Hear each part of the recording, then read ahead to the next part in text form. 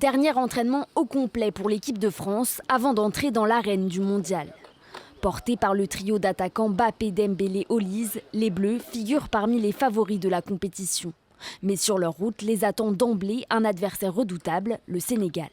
En préparation du match de demain, ce qu'on veut c'est la victoire, pas pour une revanche, mais pour bien démarrer la compétition et aller le plus loin possible. Pour l'équipe de France, la rencontre ravive le souvenir douloureux de la défaite face au Sénégal lors du match d'ouverture du mondial de 2002. Une défaite qui avait donné le ton d'une compétition désastreuse pour les Bleus.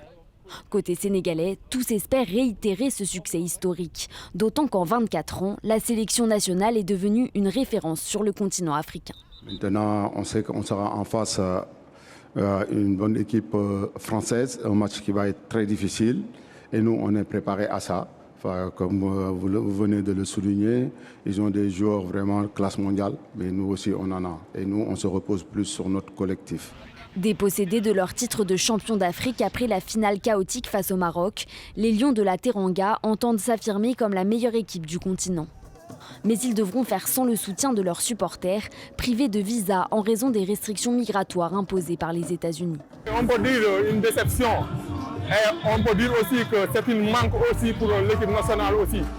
Néanmoins, nous, on va rester ici, continuer notre ambiance comme on a l'habitude de le faire.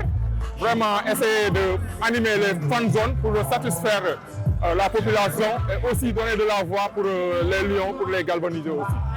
En 4 Coupes du Monde, c'est la première fois que le Sénégal se retrouve sans groupe officiel de supporters venus l'encourager. L'équipe mise sur le soutien de la communauté sénégalaise présente aux États-Unis.